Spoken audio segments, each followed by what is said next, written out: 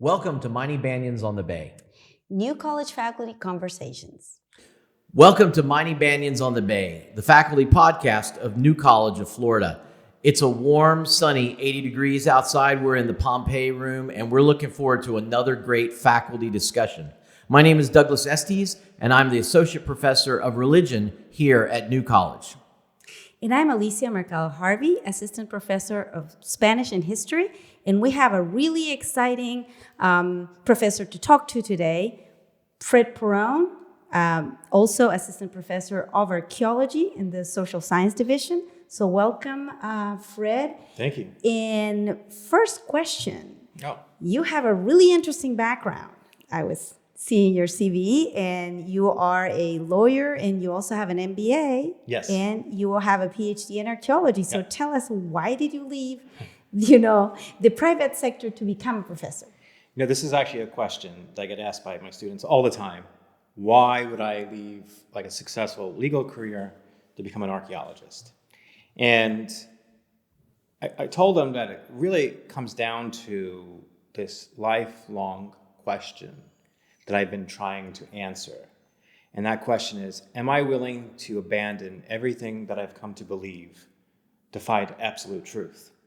Now, to answer that question, if I answered that question initially by asking what is absolute truth, I think I would have answered that question immediately in the negative, because we get stuck into that conversation. Well, what is truth, and can we really know what truth is, and all of that? And I think that bogs you down. But that's not what I asked. I asked myself, what is it exactly that I believe that I would have to abandon for the sake of finding this truth? And I think it's that question that I asked, and I think since I was a freshman in college, that has led me ultimately to get a PhD in applied anthropology with a concentration in archaeology. Also, there was this period of time in my legal practice, I was sitting in court one day, and I said, I want to get a PhD. I want to teach. So I gave myself permission to do something unexpected. And initially, it wasn't a PhD in anthropology. It was a PhD in economics. And I did. I applied to the PhD program in economics at USF, and I got in. And I remember that very first semester.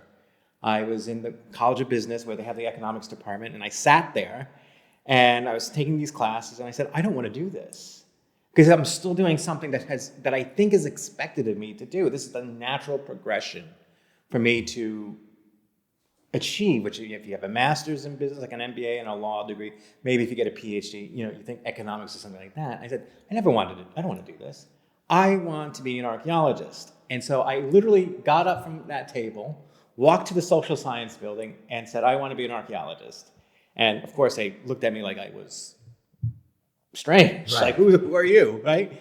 And so someone was helpful enough. They told me what the application process is, and I did. I applied to the PhD program at USF, and they said yes. That was it. But it took me a while. It took me longer than most PhD students to finish the degree. A couple of reasons. One, my undergraduate degree is not in anthropology, nor is my master's degree. I have an MBA in finance and my legal degree. The other reason why it took me so long is that I was a full-time lawyer while being a full-time student. I did not give up my legal practice for being a full-time student. So both were happening simultaneously. So it obviously took me longer than everyone else. Amazing. But one of the great things about New College that I've learned is that many of the faculty are interdisciplinary in their approach. Yeah. And that sort of makes us unusual and unique as a college. So that's exciting. And I do get asked the question, can I reconcile my legal profession with being an archaeologist? And I said, absolutely. There's a whole area dealing with cultural property law, preserving our heritage.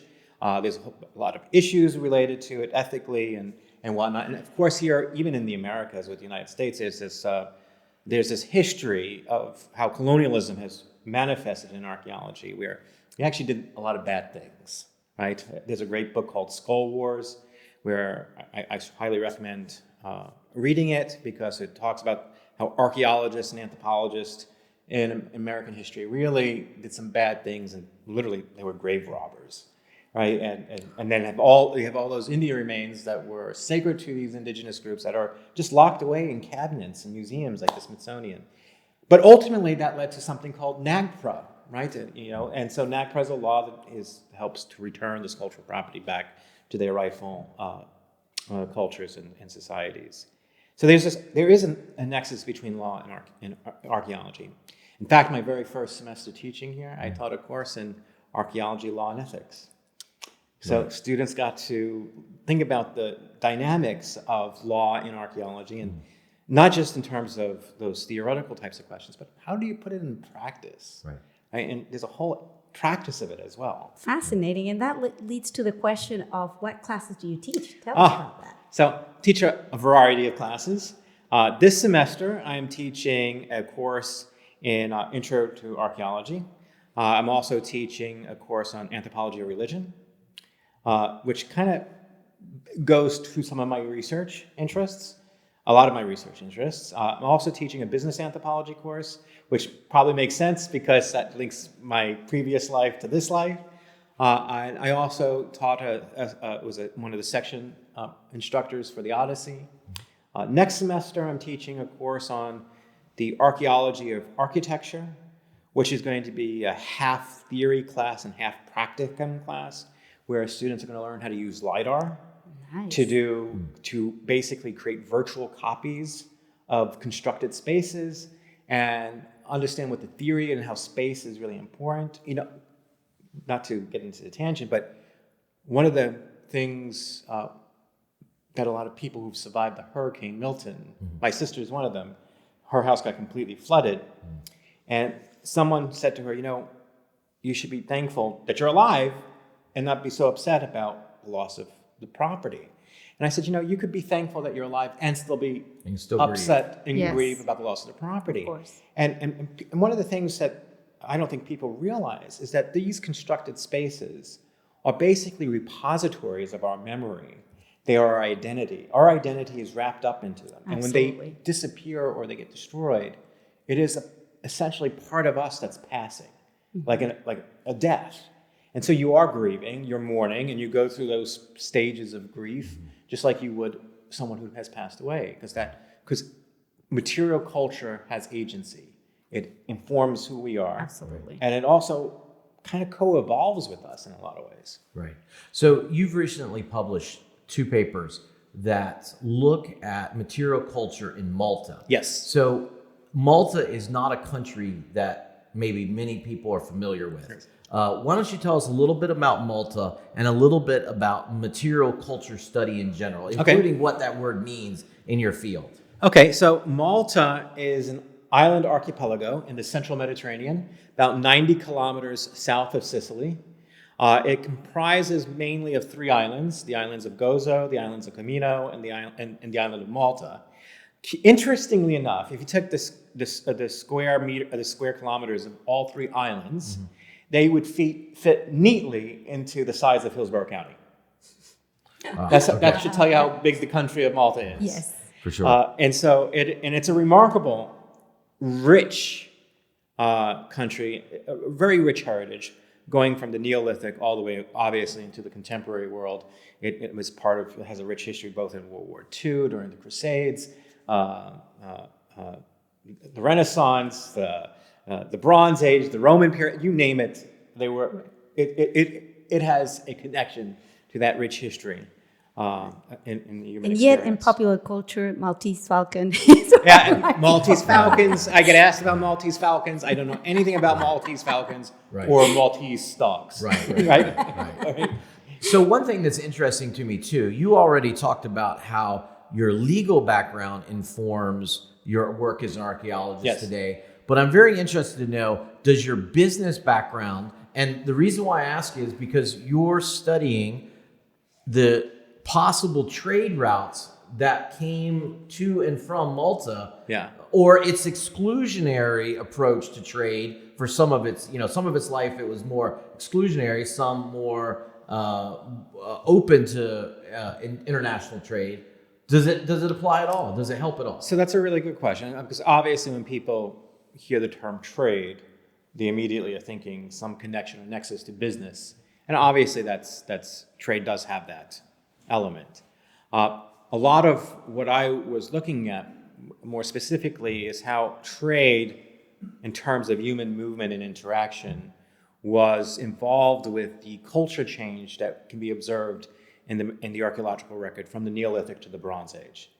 Specifically, in one of the papers that you read dealing with ceramic shards, I was doing a trace elemental compositional analysis of ceramic shards, which basically you determine what trace elements make up the shard and then compare it to geological sources, and you could tell whether the ceramics were made from local clays or clays from somewhere else.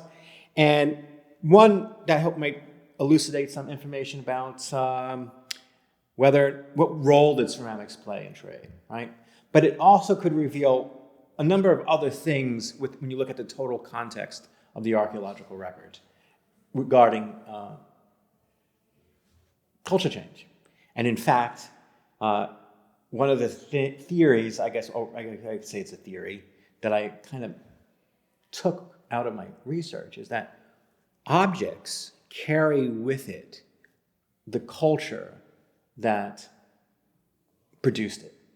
And even if that object moves into another culture without any person who made that object or like anybody from that culture going with it, that object can influence the culture that it arrives in and can help generate culture change. Now, what's fascinating about this, and talking about maybe a link to maybe more contemporary trade issues, I talked to a friend of mine who's in the State Department when the Ukraine war first started. Mm-hmm. And I said, I think it's a mistake to pull out business from Moscow. Mm. Very controversial, right? Yeah. Right? Well. Mm-hmm. And the reason why I said it would be a mistake is because so long as there's American products working their way into Moscow, even if there's no Americans or any Westerners, Western European countries present, anybody there present, the objects in and of themselves have agency that can influence the people who live in Russia. And by taking that influence out, you just create a void that only Putin could fill and maintain his rhetoric and maintain his vision or whatever he's doing, right? And so I said, actually having our presence there could be beneficial in the long run or by having our material culture there. It's the power of material culture. It's the power of material culture through it having agency, right? The power of McDonald's. The power of McDonald's. And that's actually, there's theories about that, like the peace through trade, the whole idea that if there's a McDonald's in two different countries, they're less likely to go to war, and there's greater dependency, there's all of that, right? One of the things I was thinking is that when we look at what happened in Malta during the end of the Neolithic, as it was going to the Bronze Age, we see this interesting period of culture change. And one of the things I argue is that we started to probably see an influx of cultural material that was causing the current population to question their own practices. Mm-hmm. And then you could see those changes in the archaeological record in the subsequent phases that follow the end of the Neolithic. Like we see things like cremation ceremonies. That was not a regular practice during the temple period of Malta, where the megalithic temples were built. They buried their dead in subterranean tombs and these group burials. Right. And so we see things like that, and how did that get there? How did they get to that point where they're having these cremation ceremonies, at least in one area? And then we see some other things, like a Mycenaean shard that appears during the Bronze Age. But my study proved that the Mycenaean shard, curiously enough, was not produced from clays outside of Malta.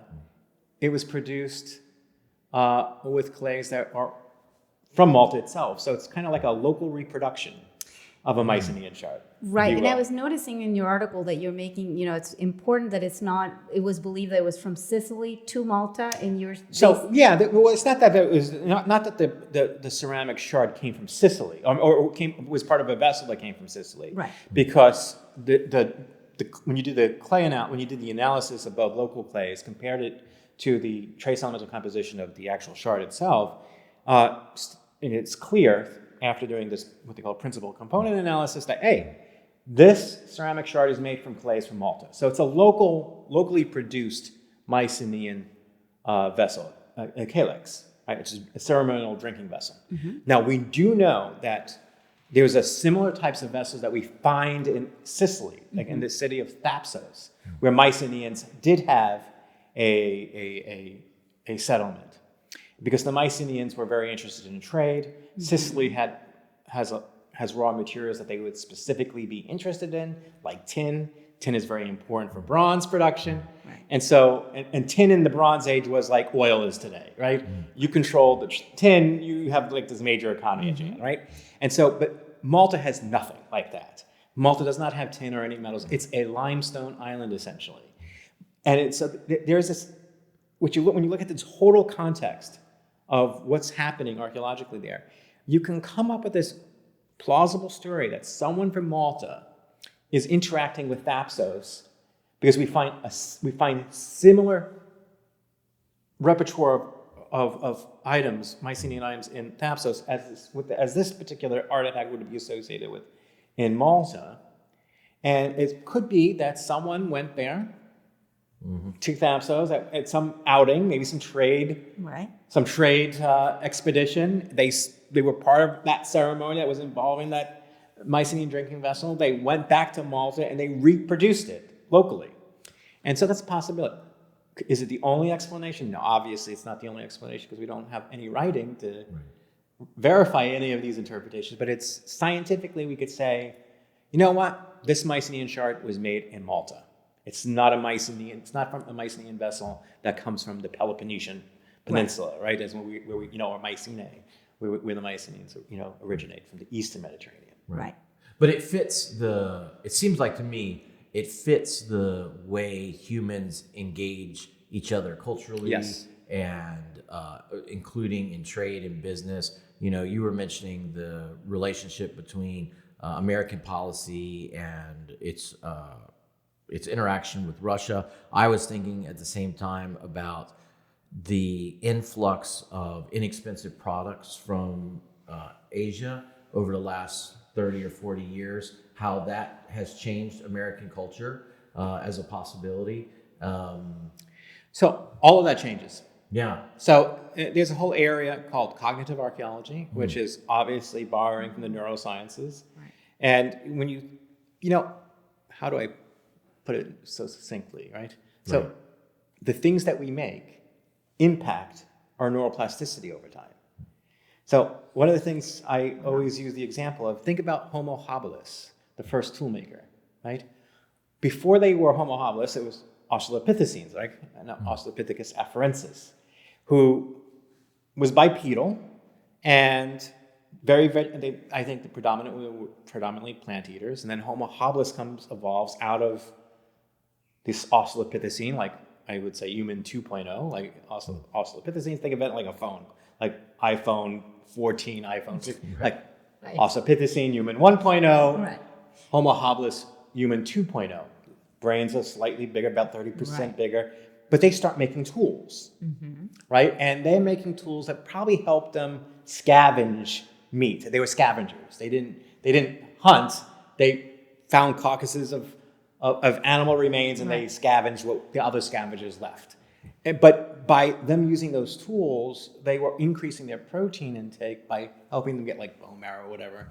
And so between using the tools, which was also impacting their gray matter, and eating protein, which was also helping to, over time, impact their gray matter, their brains were getting bigger and bigger. And then all of a sudden you have Homo erectus, human 3.0. And now they're building spears and they're hunting and they're producing fire and there's evidence that they built shelters and so until you get to Homo sapiens, right? Human 5.0 or 4.0, whatever, and you start seeing the first types of cave paintings and whatever have you. Now we have these things called cell phones, and it is impacting us. It's in a lot of different ways. One, either shortening our attention span, but honestly, I also think it's doing some other things as well.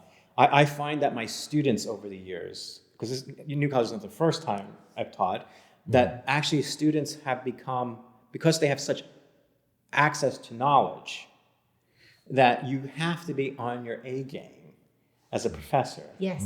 because Absolutely. they're not. You got to go beyond the basics at this point. Yes. And you have to give them something more than Absolutely. what they can get themselves, Mm-hmm. right? Yes. Because they're expecting that. They're expecting a story. They're expecting an experience. They're expecting answers that are beyond what they could read for themselves. Correct. And in some ways, I've seen some of the TikToks because I'm interested in what they're doing, as the anthropologist that we should be, right? And I've seen some of these TikToks. Some of these 18-year-olds are producing.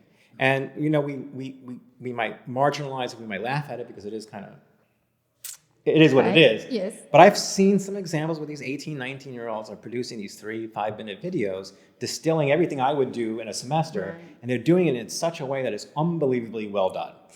Unbelievably well done. I agree with you. I mean, in language, I teach language, and I Yeah. see these TikToks of people like teaching conjugations in very inventive ways, like Yes. with humor, that, yeah. But here's the thing, they absolutely. don't have PhDs. They're 18, 19 years old, and Yeah. they're producing content like I would as a PhD student. Right. If I was a PhD or professor, Yeah. PhD. I am a PhD professor, but I'm thinking to myself, well, what does that mean about my job in the future?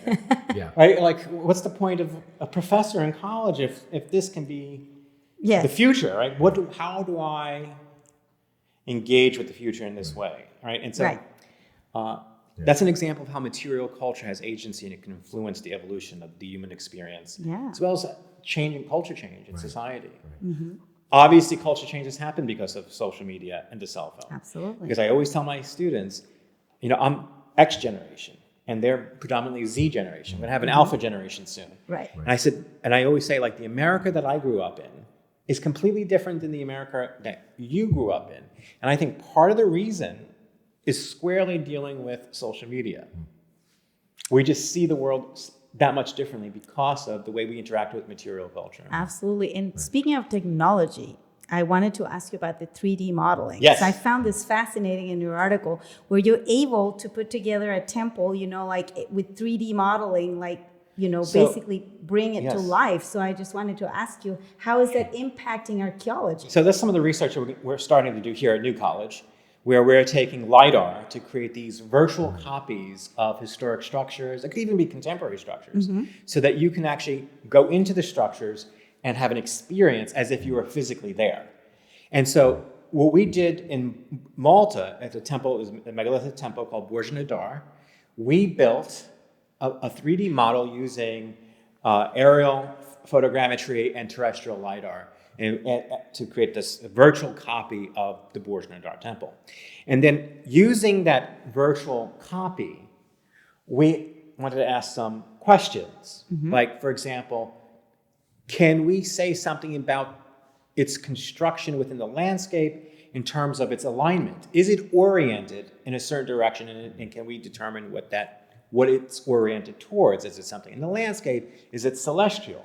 And not to make a long story longer, because I can, I'm just going to say this. So I took the model and I put it in this software package, which is essentially like this planetarium of sorts.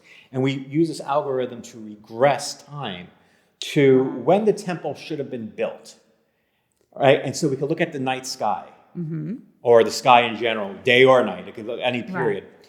And ultimately what we determined is that on the winter solstice in around 2500 BC, as the sun settles right below the horizon, Orion's belt appears in the central axis of the temple. You could see it in the central niche in the back of the temple. This is really a significant thing. And partly the reason why it's significant because previous studies have suggested that the Maltese temples had a general alignment to things like the Southern Cross or the False Cross. But here at Borj Nadar, we have an alignment to something different. Right. And I make this hypothesis that maybe Borj Nadar is a late phase temple, and you're starting to see Eastern Mediterranean settlement into the region, into that particular area, and maybe they're influencing the culture. The culture is staying the same, but we're starting to see a slow change in terms of what is going to become the ritual aspects of the culture based on that influence from outside of Malta. Right. Great. Fascinating. Well, we've been talking with Fred Pirone, who's the Assistant Professor of Archaeology here at New College. His area of expertise is material culture on the island of Malta. we're grateful for you to be here with us today. Oh, thank you so much. Yes, thank you so much for coming and talking to us. And we tell you to stay tuned for our next podcast, and also send us some questions. If you have questions, comments, please, we are waiting for them. And we finish this episode, as we always do, by saying, Go Mighty Banyans!